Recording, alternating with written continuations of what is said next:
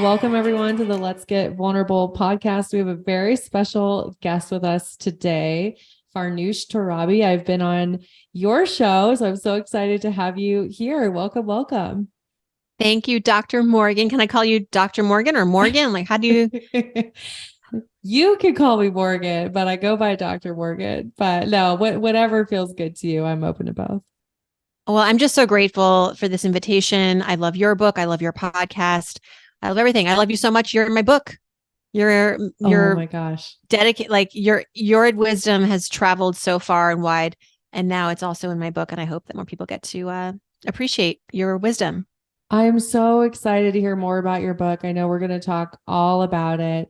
I want to give the audience an introduction to you in case they haven't had the pleasure of knowing who you are. So here's just a little bit of information about Farnoosh. She is one of America's leading personal finance experts. She's the host of the award-winning podcast, So Money. You guys, this is one of the only podcasts that I actually listen to consistently. It is so good. I'm not kidding.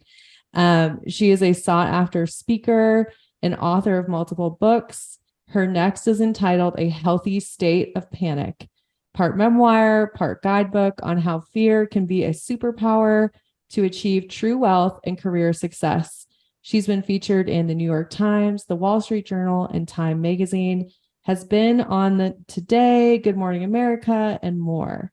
She's a graduate of Penn State University with a degree in finance and international business and holds a master's degree from the Columbia University Graduate School of Journalism. She is our guest today. Welcome. I'm so excited to have you. Thank you. Thank you for that. Do you ever hear all that and you go, wow, yeah, that's me? Who is that? Well, usually the punchline after hearing my bio is, can't wait to hear what I have to say. Like, I am just thrilled to have you because I was telling you before we hit record, I don't talk about money enough on this show. And you and I know that our relationship health, our financial health, our physical health, it's just all connected. So you are just such a welcomed guest for the audience. I know they're going to love this. Thank you. How is that possible, Dr. Morgan, that you have not touched on money more than, I just think that money, when we talk about money, we talk about life, we're talking about relationships. It is the number one cause of arguments in relationships. Yes. So I know it's in your orbit and it's there. It's like the elephant in the room, but let's talk about it. Let's dive in. So let's just start with your book and tell me the story behind this book, because I know you didn't really need to do this. You already have a book. You have so many wonderful things, but you had something in you that you needed to get out. So yeah, just tell us how did this come about? Honestly, it started many years ago, I would say, pre-pandemic for sure. And it was probably, I don't know, my mid to late 30s. I'm 43 now. And I had written already 3 books. My last book was about women breadwinners and how to navigate a hetero relationship when you are a woman or out earning your husband. And at the time it was very, whenever I write books, Morgan, I try to just, my job is to try to move the needle of the conversation that's out in the culture. So not to add to the pile, not to be an echo chamber, not to really kind of say something that's a big idea that's new, that is very much my reality and the reality that I see around me, but maybe something that we're not discussing enough. And so that was the impetus for the last book. And so fast forward to years later, I have a podcast, my life's evolved, and I'm getting the itch to write again, something substantive.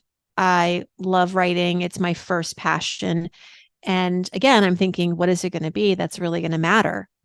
What is it that I'm noticing that's happening in my life, elsewhere, that feels like we really need to unpack it, and it can really maybe be motivating or what have you. And at first I just thought, well, let me just write about my life a little bit, because there's a lot of stories there. On the show, on So Money, my podcast, we often talk about our childhoods and how it influenced our financial lives. So I thought maybe that's a place to start.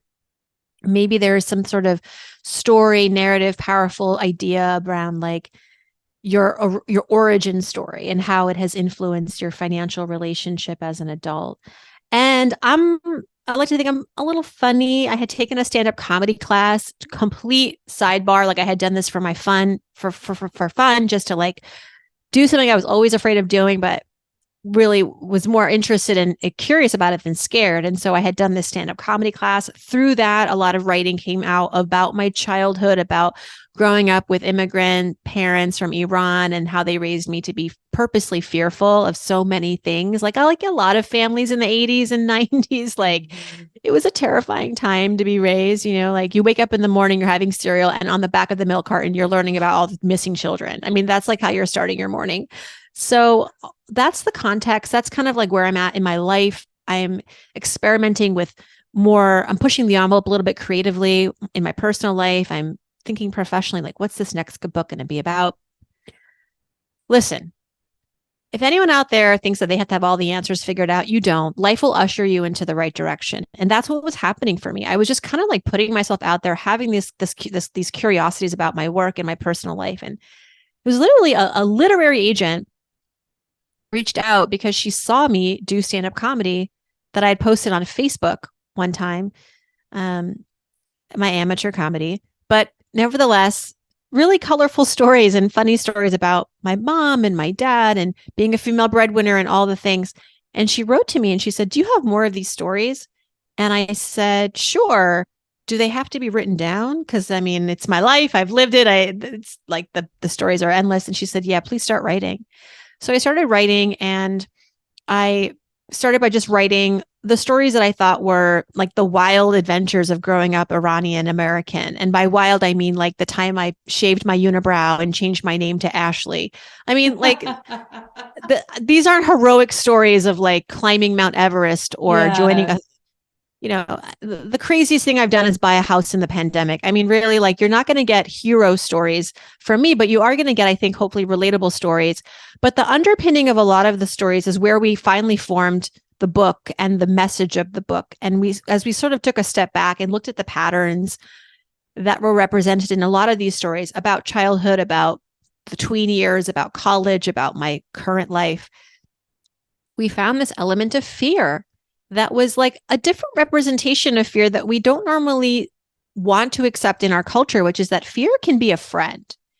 And yes, I grew up this terrified little girl, but eventually I had to sort of reconcile with the emotion. And the answer was not to ignore it or to pretend I could be fearless. The answer was to say, what if I could have a relationship with fear, to use it as a tool in my work, in my financial life, in my relationships, romantic and with friends. And I have found that when I have consciously done this, my world opens up. And that's the message of the book. Yes, it's filled with so many adventurous stories and colorful stories, and not just good stories, also gutting stories about lots of life's trials and tribulations that I've gone through, that others have gone through, and also the advice from people like you and others who've come on my podcast who have maybe even inadvertently, unknowingly said that fear is great. Fear can be a tool. We don't, again, think about this consciously. We don't have it in our culture to be embracing of fear. And that's what I want the big idea of this book to be. That is the promise, that when you can start to tap into your fear in a way that you haven't ever, because you think fear is weakness and we don't want to be weak, that magic can happen, that you can actually learn more about yourself than you ever have. Because what is fear at the end of the day? It's a protective stimulant that wants to show you what you care about. You're afraid because maybe there's something you want to protect. Can you imagine? And so let's go there. Let's go there with the fear and be constructively afraid, as I say in the book. This has shown up for me time and time again in my financial life, but also everywhere else. And I'm excited to bring this to the forefront. It's so good. It's so good. It's taking me back to when I've counseled new mothers who just had a baby, and they're in therapy and they're saying, I'm having these intrusive thoughts that I get in a car accident and the baby dies. Yeah. And they feel so bad about it because they keep having these thoughts, right? And it's like this fear. And then I'm able to say, hey, you love your kid so much that your brain's trying to prevent this by giving you these intrusive thoughts. So instead of when it comes up, blaming yourself, thinking, how am I having these thoughts? Instead of saying that, you can say, wow, I love my kids so much that my brain's thinking that this is helpful. Maybe there's something else I can do. So it's amazing, right? It's that whole, yeah, what if you're trying to protect What something? if? Like, what if you change the Yeah. narrative about the fear? What if? What if? Exactly. That's the question that I started with in writing this book. It's like, what if your fears actually were purposeful? You know, I think that we live in a very polarizing world where we feel as though when we think and we're told that when you feel these quote unquote negative emotions like fear, and I would also say anger and sadness too, that there's something wrong with you, you know, that you are weak. That, I mean, raise your hand if you've ever grown up with someone, an adult telling you like, stop crying, or why are you crying? Or even as a grown woman, you know, being told like, feeling bad for grieving over something because you feel as though your loss is not the end of the world. It's loss is relative and grief is but it's like, I talk a lot about this a lot in the book. There's a whole chapter dedicated to the fear of endings and how when something ends, whether it's like a relationship, a job, a life, an idea that you had your heart set on, that, you know, what is that moment, that emotion really trying to get you towards? And it's really getting you towards being more in tune to your grief, because grief is healthy and important. It's a process, not feeling ashamed about that, but also to say when one door closes, guess what? Now you have an opportunity to open another door. And so that's what I try to do in the book, is to say not just like, hey, fear is a friend.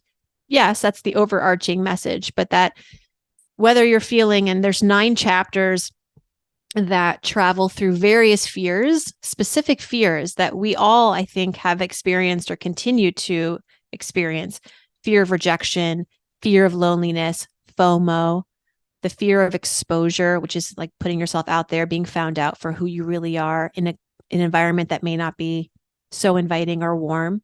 The fear of money, obviously, failure, uncertainty, endings. And then the last chapter is the fear of losing your freedom, your personal freedom, to feel as though you can walk through life making your own choices, having agency. And I've never been told that there are these different kinds of fears. We just sort of call fear this blob, it's this monolith emotion. But I think when we can actually get to the specifics of what is the fear that I'm feeling, we can then find the quicker shortcut solutions to working with it. Oh, okay, this is what I'm feeling is loneliness, the fear of loneliness. And I know that when this happens, this is how to think about it. This is where to see the opportunity. This is what it's helping me protect. It was the hardest book I've ever written, I have to say. Wow. And I guess when things are hard, there's a better payoff, I hope. But I do think that this is the most important book that I've ever written. Oh, that's powerful. Was this the first time that you had included more vulnerable parts about your life? Yeah. In fact, I've distributed the book early to some of my fans, and they're reading it and they're getting in touch. And one woman is like, I'm simultaneously breastfeeding my newborn and I'm on page 100 of your book. And I go, well, that's a good sign, I guess, that you've gotten this far. I said, what do you think? And she said, you really tell us a lot about yourself that you've never before. I'm learning so much about you. You really expose a lot of yourself that, you know, it's really refreshing. And I said, yeah, I forgot that part. I guess, you know, I guess you work with as you know, you've written books, like you're with you're with this creative thing for 2 years, more years than that.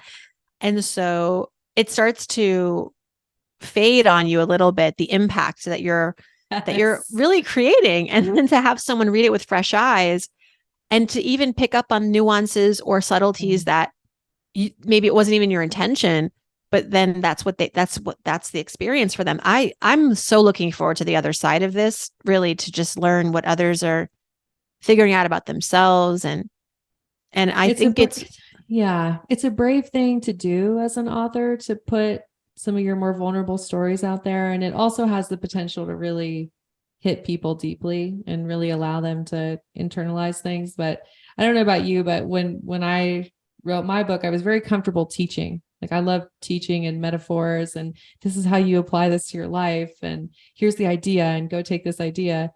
And then the idea of, oh, I got to talk about my life.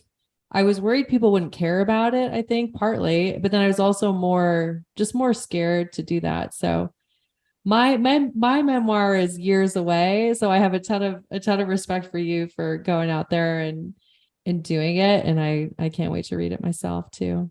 It's awesome. Do you want to hear where you're included in the book? Yes, I have to tell the audience I had the privilege of actually being quoted. This is my first time of being quoted in someone else's book that I'm aware of. So yeah, tell the audience about it.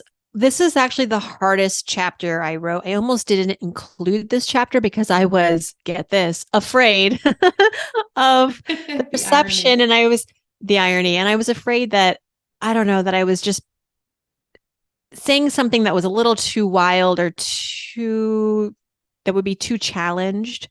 But ultimately, okay, so it's the chapter on the fear of what I've identified as exposure or being exposed. And you can't really Google this. Like, it's not like fear of loneliness. We know what that is. Fear of rejection. Everybody feels that. But like, I had to sort of identify at the real heart of what I was trying to get to. And really, like, for me in my life, I have been afraid in times when I'm sort of put on the spot, when I've been asked, where are you from? When I've been asked, how much do you make? When I've been asked, do you like him? Or what are your goals? Even, in the context of dating, that can be really, sort of scary because, well, at the end of the day, what you're really scared of is, how will the other person or the people in the room receive your truth? And what will they do with that? Mm-hmm. Yes. I don't live in a world where I believe that everyone is going to be my best friend and want to support me. That's the hard truth. And that was the part of the chapter that I felt a little afraid to say out loud, because I think we live in a culture where it's like, kumbaya, we should all be friends. And if someone doesn't accept you, well, too bad for them. But you know what? I have to be protective of myself. Not everyone deserves my truth. And we also live in a world now where the culture says, be vulnerable all the time. Mm. This is the marker of true honesty and authenticity. And I get that, but I think that we need to develop boundaries around that. Yeah. I always say that people need to earn your vulnerability. Yes. Oh, see, it's too late now. I can't put that in the book, but you helped me write this chapter a lot, because ironically, this chapter, while it is I talk about when the fear of exposure shows up, you have to read the room. You have to sort of use your spidey sense to figure out, is this audience really worthy, as you say, of my truth and deserving of my truth and my vulnerability? And sometimes it's not. But the gift of the fear of exposure, when you're willing to sort of reconcile with it, because it can be exhausting to play with the fear of exposure and say, oh, here we go again. I got to hold myself back. I got to zip up. I got to only show so much of myself because I don't want to have it be used against me in a way that would be unfair. And I find it's exhausting, especially in the context of dating. So in the dating world, in my 20s, in New York City, as a woman who had a master's degree, who was working in the media as a producer, making good money, I owned my own apartment. Dating in my 20s was challenging, not because I don't like to date. It's just that there is this sort of unspoken code between men and women when they're on a date that, I don't know, maybe it's different now, but I still think there's a hint of truth to this, that if you're somebody as a woman who shows a lot of financial ambition and career ambition, it's not always like the guy's cup of tea. Absolutely. There is, That was true for me a few years ago. So I think it's still okay. very So true. I'm not crazy here. Like No, that was, I, I was scared to tell people that I owned my own business and that I had a podcast and that I was as successful as I was. It took me a few dates to even open up to yeah, that. I would just say I'm a psychologist because that felt yeah, safe.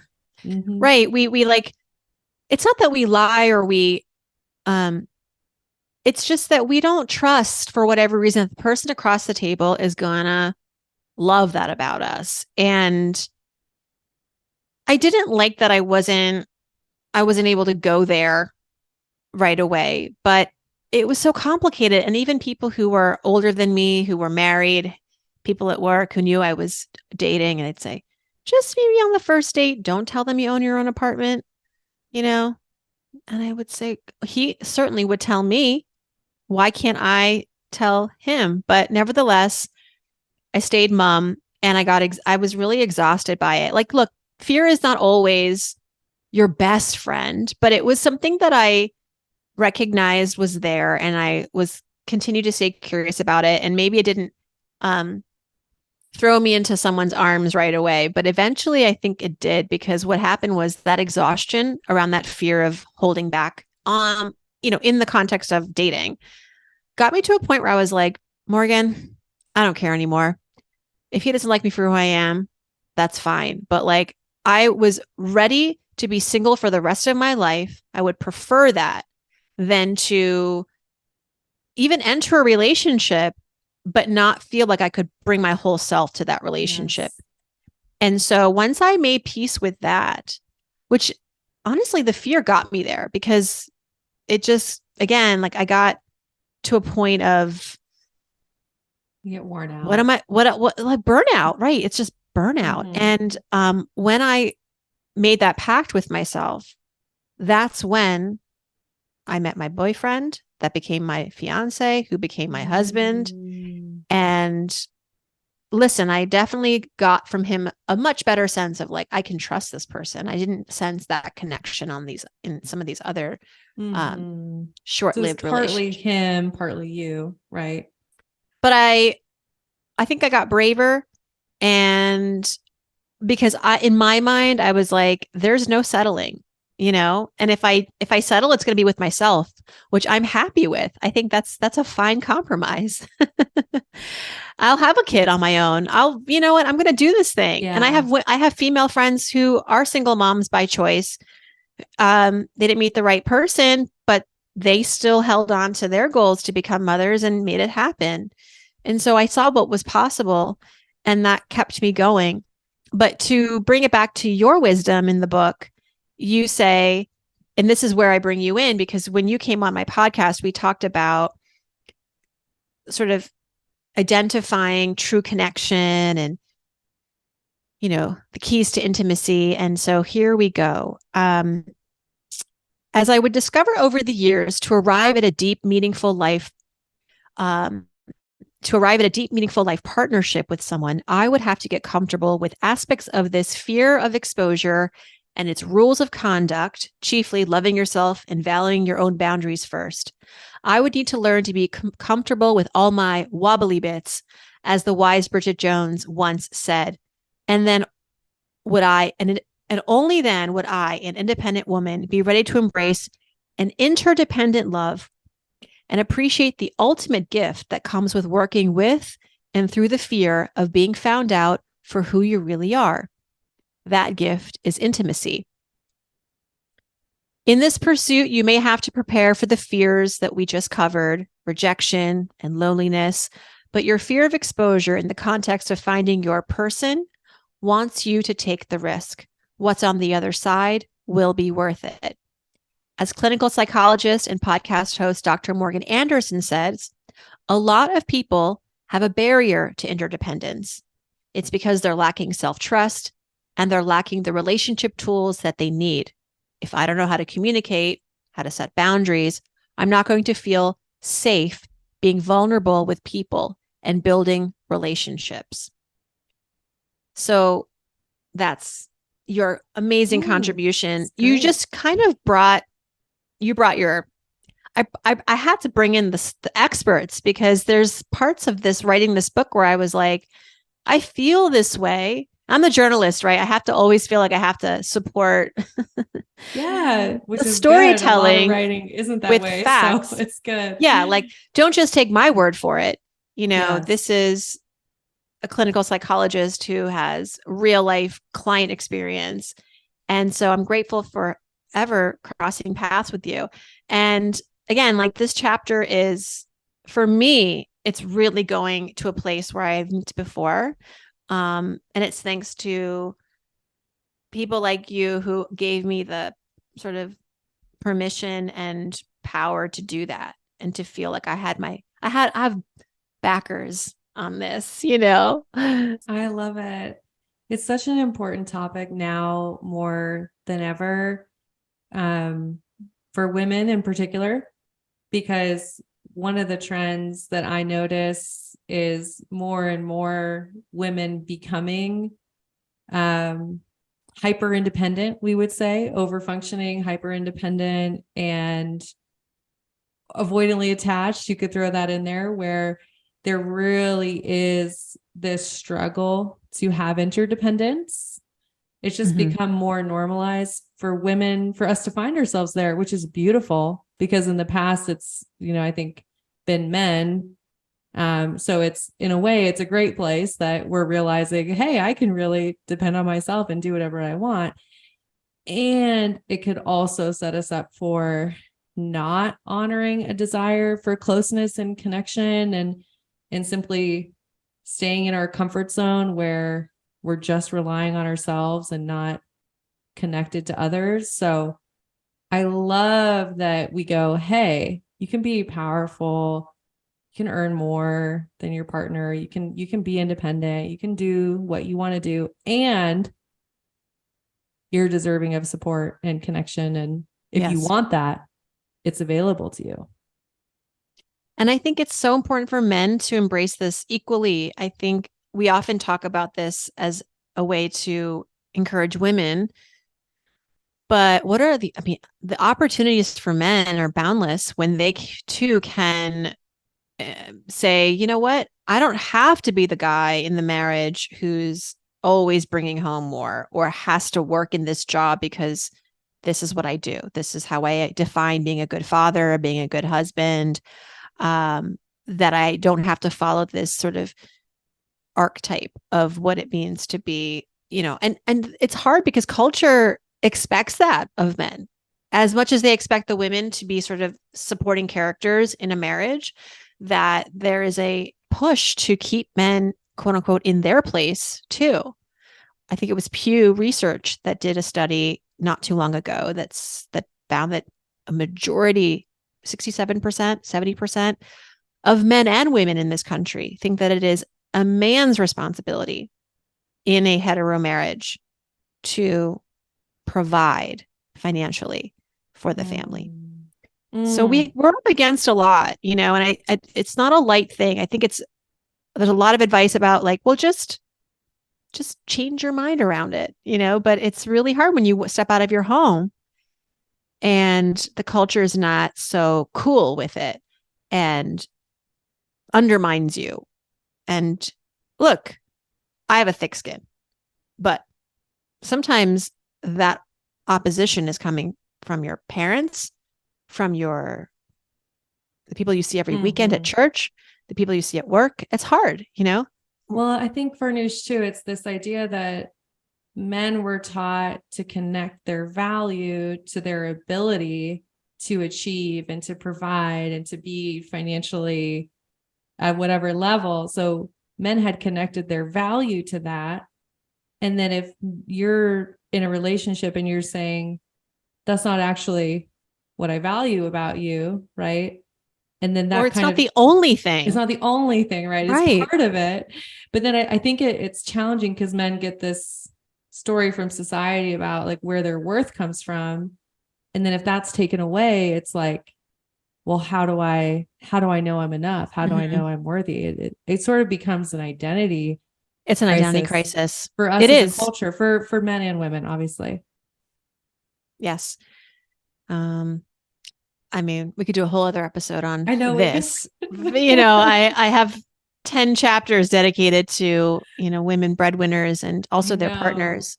I know. The best emails I get honestly around that is the men who write to me and they say, I didn't really sort of know that my wife may have been going through these challenges. And I see now that I have way more to contribute to my family unit, more than just money. And what a weight has been lifted. It's so true. It's so true. Yes. And I have read your book. Why am I blanking on the title? Remind us of the title. It's called When She Makes More. A Yes. lot of people get the title wrong. They think it's When She Earns More. When she makes more money. Like, it's just when she makes more. Just when she makes more. When she I read makes it. more. I remember having it on the table and my boyfriend saw it and was like, oh, this is a good read for us. So. I love that he said that, because so many women have told me the opposite, which is that I'm embarrassed to read this in front of my partner. I'm not embarrassed. I don't want him to be feeling weird that I'm reading this as if like we have problems.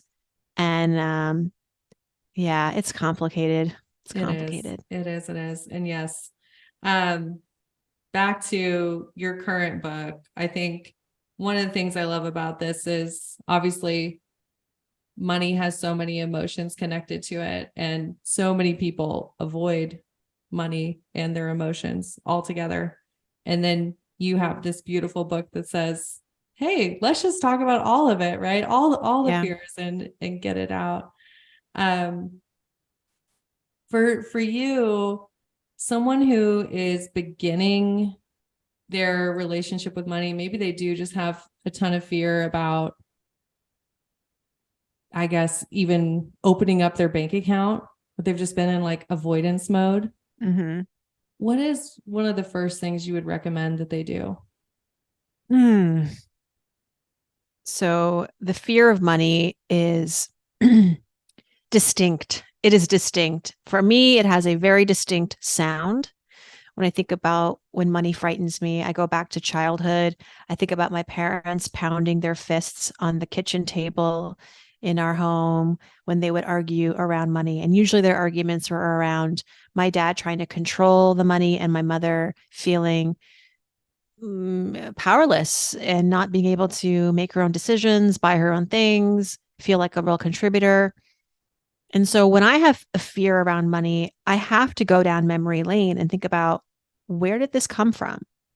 And that's the first step for everybody when they experience any kind of fear around money, whether it is, like you brought up, the fear of facing my finances, the bills, or it's the fear of talking about money with a partner, or it is the fear that I'm going to, like a lot of us fear, quote unquote, go broke, lose money. And I would say, let's do a health check on that fear. Let's go down memory lane. The question you ask this fear is, where did you come from? And or who brought you here? There is a story there. There is a narrative that you are buying into that we need to sort of put under the microscope. And the best place to usually go is your past. And it could be your past, like your childhood, or it could have been more recent. Sometimes recent experiences really elicit fear, and we hold on to that. And we think that, like, if, for example, we somehow survived the 2008 recession and we lost our jobs and our investments went in half, like, we are afraid of putting ourselves out there again. We're afraid of investing again. We're distrustful of the system. That is rooted in a real thing, that fear. But is it fair to assume that that's going to be your story for the rest of your life and that you shouldn't take a risk ever again? So I would challenge you to challenge the fear. And maybe this is called being fearless, but it's not. It's called getting to the root of why you feel this way. Maybe there is wisdom and truth in that. Maybe, you did make a mistake in your past with money, and now you're afraid of doing anything again with money because you're afraid of repeating that mistake. So the job now is to go, what was the lesson from that mistake? What is it that you now need to protect? You have so much more wisdom now. Like, you're actually in a better position to go and do another thing with money. So that's the first step, is sort of understanding the narrative that you're holding on to, the root of it, and then rewriting it if need be, to then to address more the goals that you want to achieve. Like, I would venture to guess that the person who is not looking at their bills is still somebody who wants to achieve greatness in their financial life. So what is it that you want to achieve specifically? Is it that you want to buy a home, that you want to save up for a big project goal? Do you want to leave your job? Have enough money to leave your job? That's a lot of us. Have enough money to freeze your eggs, have enough money to get married, like whatever. But anchoring your journey through fear in something really personal and exciting is how we cross the bridge. But sometimes I think that we are afraid of things that are too abstract in our financial lives. Like, I will use a recent example of the Silicon Valley Bank collapse, which happened, I think, this spring. And it was frightening because then the next shoe to drop, well, we're all waiting for it. Is it going to be my bank? Is it going to be, is it going to collapse the whole financial system? We don't know. We have all these sort of what ifs. And honestly, that to me is not a good enough fear to mobilize you. Because I'm always looking for the fear that's going to spring me into healthy action. That fear is not. That fear is just going to make you chase your tail and keep you stuck and living in a cloud of what ifs. But how you turn that into a healthier fear is you say, what if my bank collapses tomorrow? What if this actually happens to me now, not someday, but what if I wake up tomorrow and the news says that my bank has run dry?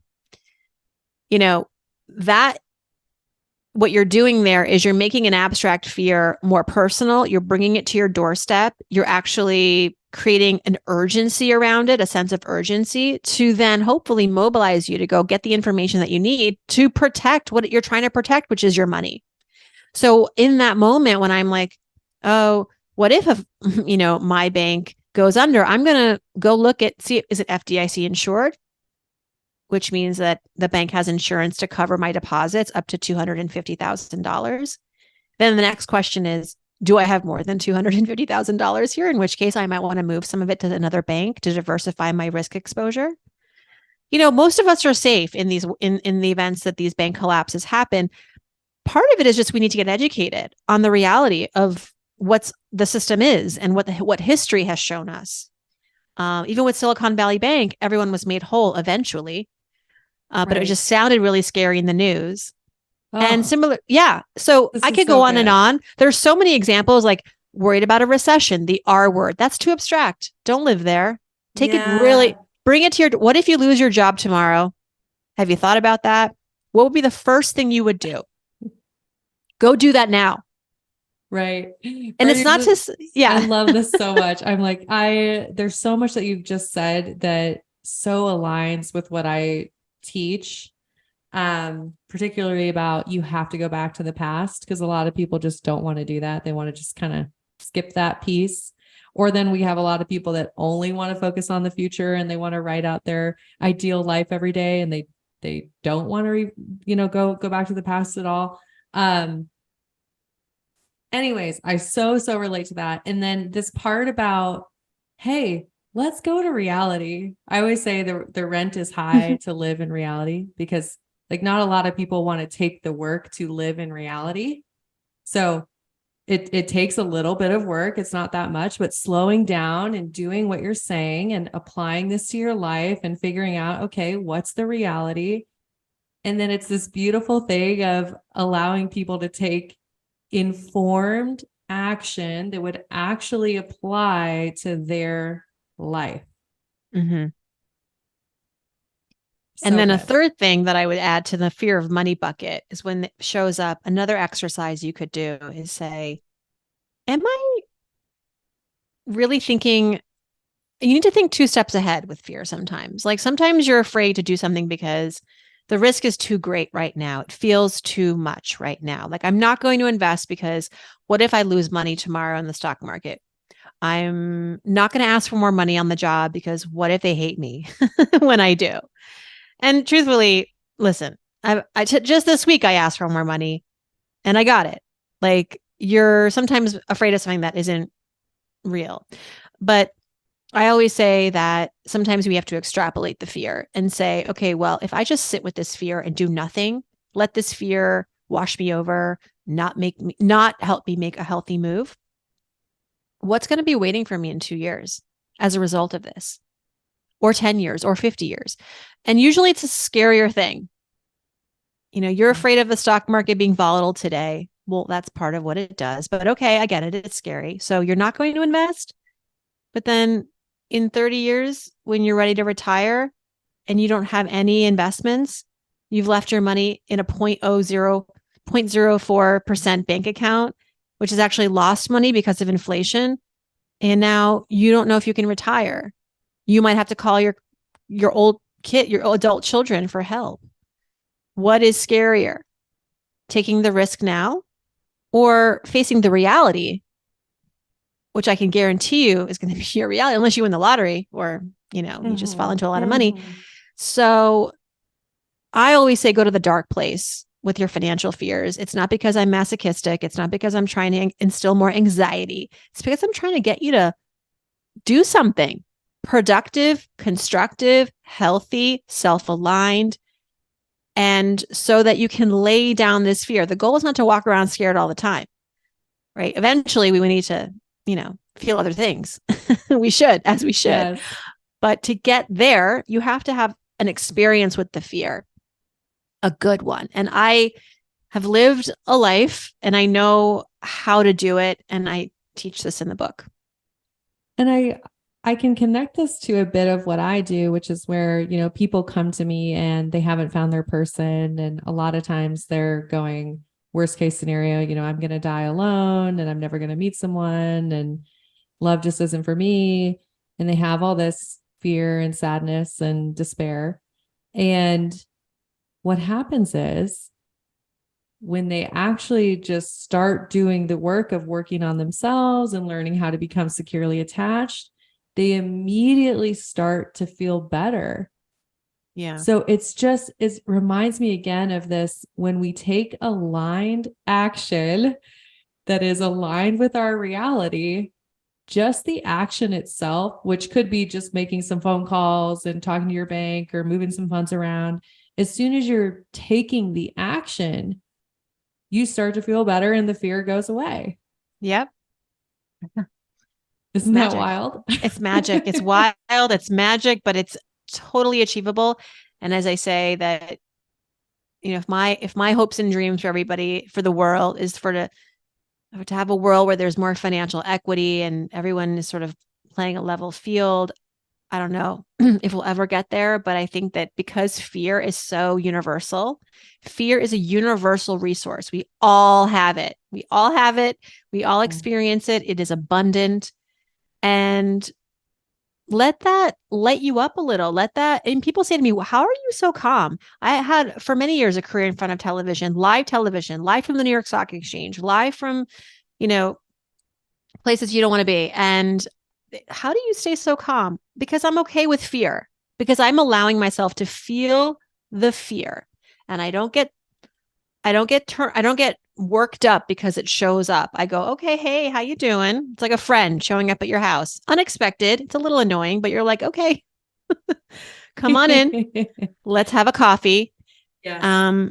I don't let it, I stay in control is ultimately what I'm saying. I stay in control of that relationship. Whereas too often we assume that it's here to run us over and we let it. So good. Yeah. You have a relationship with it and you're curious enough. You're curious with it, right? It's like you're curious and you want to see, is there anything valuable out of this? And you're open to it. So yeah, what's the rational thing that I can do? Right. Is always the question. Yeah. What's the rational thing? Yeah. This is so good. I can't wait for everyone to get your book.